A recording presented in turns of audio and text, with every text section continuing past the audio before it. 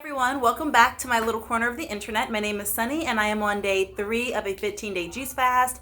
I'm documenting this journey and this experience to share it with anybody who may be interested in juicing or fasting, juice fasting, and also to document how I feel and to look back and see what worked and what didn't work.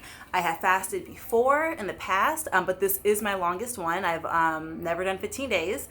And like I said, I'm on day 3. I am currently sipping on some watermelon juice. It is one of my absolute favorite juices. This has watermelon, a thumb of ginger, a whole lemon, like the big juicy lemons, and a quarter of a jalapeno with the seeds. So it's a little bit of a spice. Got the ginger, the jalapeno, and also, but it's so sweet and it's one of my favorite juices. I look forward to this juice every single summer. I've tried making it in the winter, and watermelon in the winter is not in season in the Midwest, so it's trash. It's not good. It never turns out right. The watermelon is disappointing as soon as you open it because it's like pale and just not sweet and doesn't even smell like watermelon. So anyways, in the summertime, I make it all the time or as often as I can when we're not eating it because it's so good. It's just so amazing. So yeah, I'm sipping on that. And another thing that I usually add to this juice is mint and basil. I just don't have any right now to pick, so that's why it is not in this juice. But yeah, I just wanted to catch up with you all, let you know how I'm feeling since yesterday. It's only about 1:30 p.m. on a Saturday, but everyone's quiet. My girls are watching a movie. My husband's out mowing, so I figured right now is a perfect time to catch up. I am feeling really good. I woke up this morning. I wasn't sure how I was going to run. I wanted to run 5 miles. My legs felt a little bit heavy, but then I decided, let me just go ahead and go out there. Because if nothing else, I'll walk again. Not a big deal. Be kind to my body. Listen to my body. I went outside. I started walking. And then I was like, okay, let me just run. Even if it's a slow pace, I'll run. And so I started running. And then I talked myself into going 3 miles. I was like, you know what? Go 3 miles. Do 3 miles. I ended up finishing my 5-mile run. Felt absolutely phenomenal. Like, it was a beautiful run. It was a little bit slower than normal, but honestly, I don't care. It was just amazing to be out there running. Today is June 8th, and it is the first day of this program I'm doing. I signed up for, it's on Runtastic. It's an app you can get on your phone, and every kilometer you log, they will donate $1 for your run. So I knew I wanted to run at least 5 when I went out there. I didn't say what they're even donating it to. They're donating it to the Pearly School.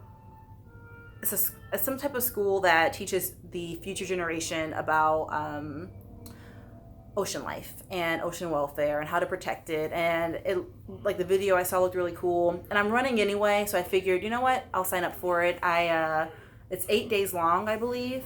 And yes, it starts today, June 8th to June 16th. If you are somebody who runs and you log miles, consider joining downloading the app and then signing up for I don't know if it's a competition. It's not a competition. I mean, maybe it is for some people, but it's a really cool way to do something for the environment and for the betterment of our world. And kind of a low impact way to you, because if you're already going to run, you might as well log it, and Adidas is, I think, sponsoring it, and they're the ones that are donating the money. So it's really, really neat. I logged into the app today and I saw that there was somebody who already logged 49 miles. I was just like, okay, that's intense. But I did my 5, and I didn't even want to do that. Sorry, just stretching a little bit. But I did 5 miles this morning, and I didn't even want to do that. I'm so happy I did. I honestly think I was able to do those 5 miles because of an audiobook I'm listening to. I'm listening to Can't Hurt Me by David Goggins, and it is such a good book. He has such an amazing life and a really incredible backstory, and I love his approach to life because he takes no BS, he makes no excuses, and he encourages others to break through the mental barriers that we place on ourselves.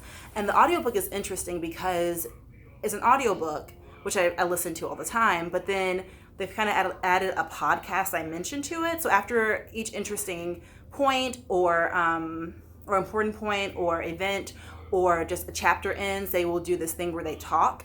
and expand on it a little bit more. So it's like a podcast, but then also an audiobook. It's really interesting. If you have not gotten the book or gotten the audiobook, I would recommend it. It's like it encouraged me while listening to it to just keep running, do what I intended to do, which was 5 miles. And I'm, like I said, I feel really good about that. And I guess it's called Can't Hurt Me by David Goggins. And I just want to say I would recommend the audiobook over the book. Even though I haven't read the book, I'm listening to it on audio. I think the audiobook is cool because you get that podcast experience and to hear a little bit more backstory that you don't get from the book. What else? This morning after my run, which was a beautiful run, 5 miles, I got to see the sunrise, which was a breathtaking sunrise. And it was one of those perfect runs, like in terms of feel. Like the weather felt great. The sunrise was beautiful. The horses were out. There was a beautiful like mist, like fog all over the place. And it almost felt like a dream. It was so pretty. So I'm so thankful I did that. And I felt energized to do it in terms of just energy levels and mood and everything. Like once I started running, I felt great. And I've been drinking water. And then after I came back from my run, I got to hang out with my family, cuddle with them for a bit. And then I went to go teach yoga at 9, which I'm so thankful for. My yoga class on Saturdays is one of my like highlights of my week because it's a restorative yoga class and it feels so good to leave there and the sun is out and it's like the weekend is waiting for you and you got a good stretch in, and I feel like it's one of my favorite classes. We slow it down a little bit and it's nice. So after that I came back and I'm now drinking my juice. It's been a really good day so far. I feel really good. I don't really have anything else to update. I know I said I was going to make that beet pineapple juice today, and I will. I'm going to make it tonight. But I had this watermelon, and it's one of my favorite drinks, like I said, so I decided to make that first. I think that's pretty much it. My energy's good. I feel day 3, I'm feeling pretty positive, feeling encouraged.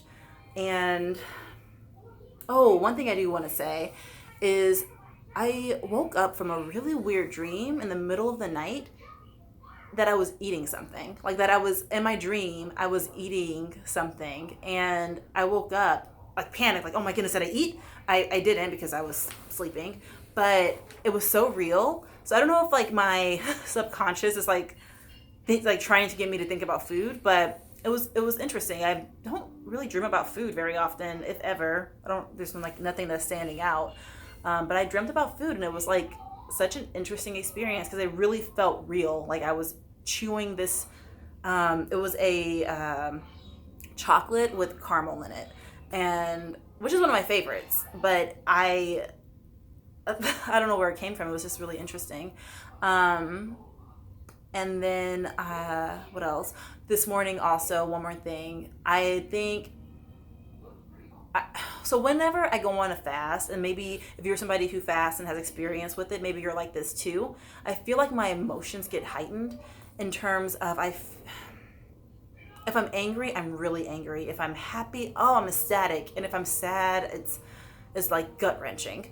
And this morning I read some not so great news about a friend of mine going through a hard time, and so on my way to yoga, I just started bawling in my car, like uncontrollable, like loud sobs, and just like so sad because I was feeling so much for her. And it's an interesting thing. I consider myself a sensitive person in general, but I do notice that my emotions are heightened when I fast, and I'm on day 3 now, which means I'm getting the chance to tap into some things in my psyche, some things in my emotional bank, and yeah, I had a really intense crying session this morning, and I'm sure I'm gonna have many more on this fast. I think that's just kind of a part of the process. Hold on. But yeah, I just wanted to let you all know that because I know that the emotional side is super important to discuss, and we don't often discuss that when it comes to fasting.